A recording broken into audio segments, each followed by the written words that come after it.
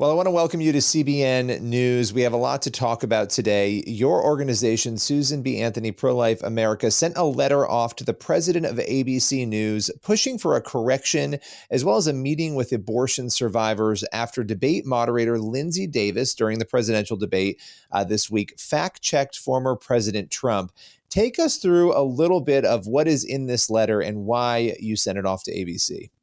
Yeah, during the debate, as you said, one of the moderators attempted to fact check and got it completely wrong or was misleading the public. I'm not sure if it was intentional or not, but they gave the impression that no state allows infanticide, that no state would allow for the harm of abortion survivors. And that is completely incorrect. There's actually 15 states don't have born alive protections on the books, including Tim Walz's state of Minnesota.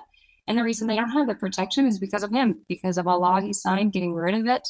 And since he's been governor, 8 babies have survived abortions there and died. And so we sent that letter to set the record straight, to ask them for a correction, and to ask them to meet with us and abortion survivors, because what they're essentially doing is erasing a whole group of people in this country. And this is a group of people who have already lived through the unthinkable. They survived abortion. Some of them have disabilities because of that. A lot of them have a lot of mental weight and mental things that they struggle with having survived an abortion. And so to erase that population, to pretend like they don't exist, it's completely wrong. And we hope ABC will take us up on our offer. You know, when you look at what Linsey Davis, the moderator, said, she said there's no state in this country where it is legal to kill a baby after it's born. And it's interesting because the way things are worded sometimes, right, it will often have a meaning. And I think in people's minds, when they hear that, they think, well, yes, of course, there's no law where you could go out and abort a baby after it's born, right? And that's the line a lot of people are going with. Well, you can't have an abortion after birth. But to your point, there are people, and this is actually a foreign concept, maybe outside of the pro-life world or even within it, for those who don't know, who do survive abortions, as you have stated. And the point here that was being made is that those children, if there's no protection, they would be left to essentially die after they're accidentally born alive. Can you talk a little bit about that dynamic of surviving an abortion? Because again, I think people will think, well, how is that even possible? How could a baby survive an abortion? Can you explain that? Yeah, so there is a group called the Abortion Survivors Network. It was founded by Melissa Oden. She is an abortion survivor. There are 700 people across this country who are part of that network. And so that's just those people who are a part of that organization specifically. So there are many, many more abortion survivors across this country. And yeah, it can happen because, you know, another lie that they told in the debate is that late-term abortions don't happen.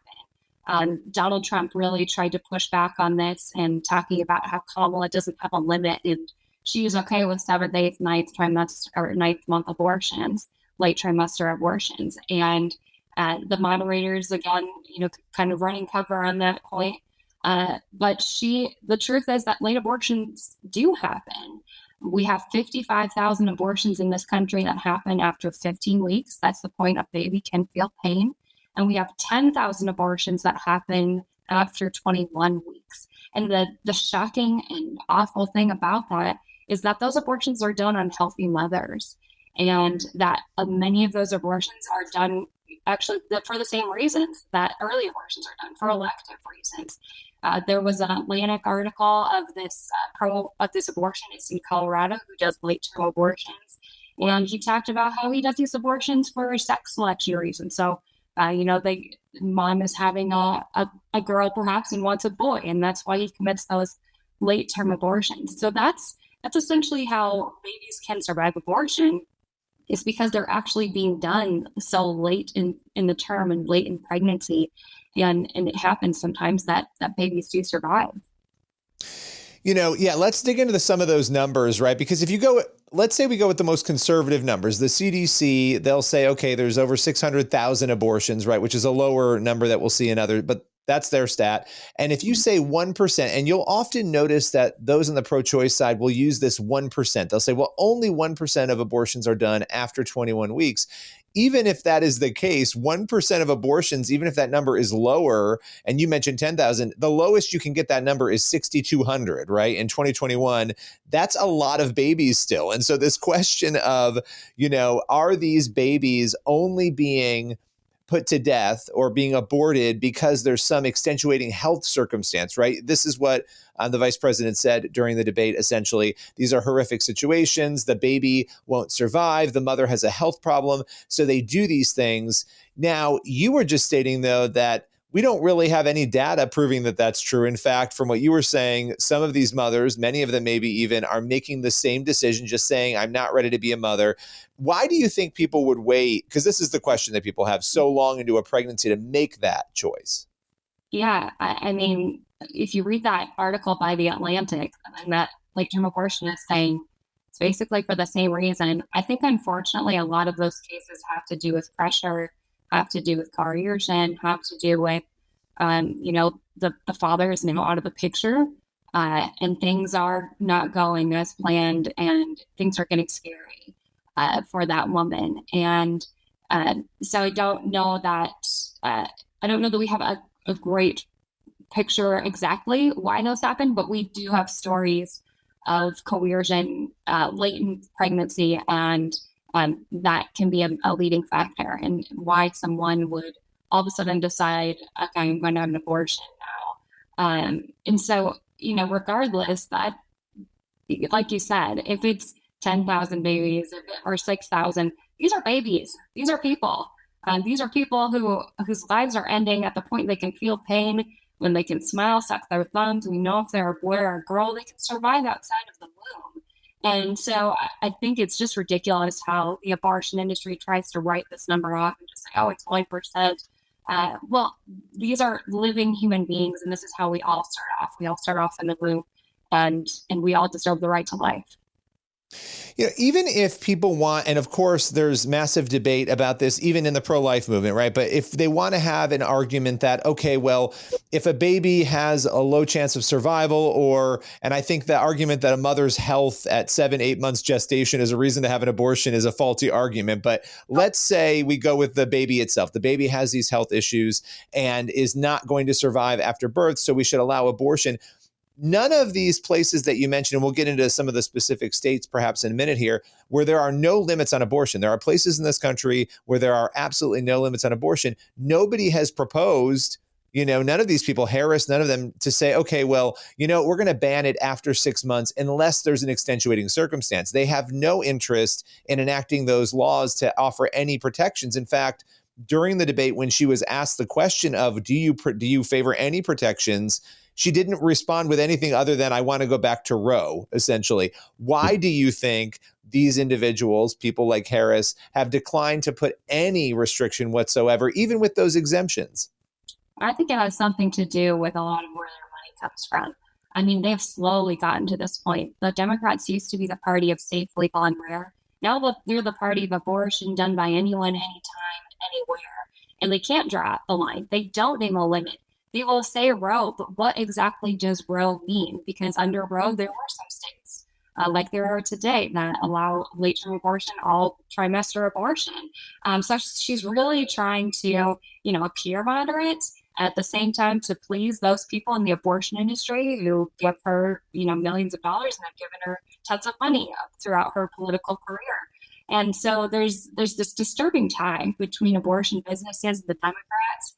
And it really shows us how far they've come from that point in the 90s when they thought abortion was a tragedy as well, but a necessary thing for some women to have the option of. And now they're the pro-abortion party, and they count their success as more abortions. It's very disturbing. I do want to go back to your comment on babies with diagnoses, though. I think there are some people that get a little, even pro-life people wonder, okay, should we allow abortion in those instances? And really what we're talking about here, though, is babies with disabilities. We're talking about babies with Down syndrome. We're talking with babies with a trisomy condition. And a lot of times, if those babies get the right medical care they need, the mom gets to take them home from the hospital. In Japan, babies with a trisomy condition, 80% of them are discharged from the hospital. Why is that so different from what we see in America? Well, it's because they give them the treatment that they need when they need it, versus in America, our solution is abortion all the time. And even in our medical community, our doctors have really been pushed to bring that to women and to push them to abort. So, we really are trying to push back on that and bring light to, we can't attack these babies with disabilities. They're as human as we are. And a lot of those times, those diagnoses are wrong, and women have aborted when there was no health condition at all. Yeah, you hear those stories quite often. It's so interesting to me that people who, let's say they find out, okay, at 32 weeks that the brain didn't develop, right? Or you can have all these arguments. My point isn't so much those arguments. It is that you could easily, as a pro-choice politician, say, you know what, I still want those exemptions. And of course, many pro-lifers will still disagree with that. I want those exemptions, but I also want to say that we're not going to allow a woman to walk in at 7 or 8 months pregnant and have an abortion if she's perfectly healthy. We're going to put a cap on that. The fact that there are no caps on that in some of these places is remarkable. And that when she was asked that question, and this is not a partisan statement, I would say this regardless of who's answering the question, Roe was about, and correct me if I'm wrong, Roe was about providing access to abortion, demanding that states essentially allow it through viability. It was not about protecting babies at all. So to respond to a question of, do you support any protections with, I want Roe back, doesn't answer the question at all, correct? Yeah, that's really a non-answer. She's trying to appear moderate. She is not moderate at all on this issue. So you spoke about this a little bit before, but as we round out to a close here, how many places are there? Because she said, as you stated, abortions don't happen in the 9th month of pregnancy. She very forcefully said this is offensive to women to suggest that they are happening in the 9th month of pregnancy. Do they happen in the 9th month of pregnancy, A, which I think we've established, but I'm going to let you answer it again. And how many places in America can you go and seek an abortion if you wish at 9 months in pregnancy? There are 10 states in our country and in the city of Washington, D.C., where you can have an abortion at any point. There is no limit. That includes Minnesota, which again is Tim Walz's home state. And they have no limit in Minnesota because of a law that Governor Walz signed recently, since after the Dobbs decision. And so, do these abortions happen in the 9th month? I don't know if your viewers or your listeners are familiar with the DC-5, but we have a very clear case there, pictures of the babies' bodies that were found in our clinic in DC, and they are fully formed. They look to be around, a couple of them 37 weeks or further. And so, it's disturbing, and I would hope that there aren't hardly any 9th month abortions that happen, but we have an instance there where it seems like they were happening, and they did happen in Washington, D.C. And the media's ability to just ignore that story completely and to try to paint the person who found the bodies as a radical, crazy, militant pro-lifer is just ridiculous. Like, they have completely, it's really egregious the way that they have turned a blind eye to late-term abortion victims and survivors in this country. Final question, going back to the letter to ABC News, watching the fact check there obviously shocked a lot of people. Why do you think they didn't fact check some of the things we're talking about here? I mean, you pointed out things you believe are lies that were told on the other side. Why wasn't there a moment in your view where Linsey Davis or David Muir said, hey, this isn't true, Vice President Harris? Why do you think they didn't do that? Yeah, I think the leadership at ABC and a lot of, the majority of the journalists there, they have a very clear slant, and the media bias that we're seeing is just unbelievable. And, I would say particularly it's bad on the issue of abortion, but we know how hostile they've always been to Donald Trump. And going into that debate, I think they knew what they were doing. This was intentional. And they were trying to give their leadership, their execs, what they wanted, and serving this far left agenda and trying to sway the voters on the election as well. They're really the ones who are interfering with this election. Well, I appreciate you taking the time, coming on and breaking this all down with us. Thank you so much for joining us. Thank you. God bless, Billy.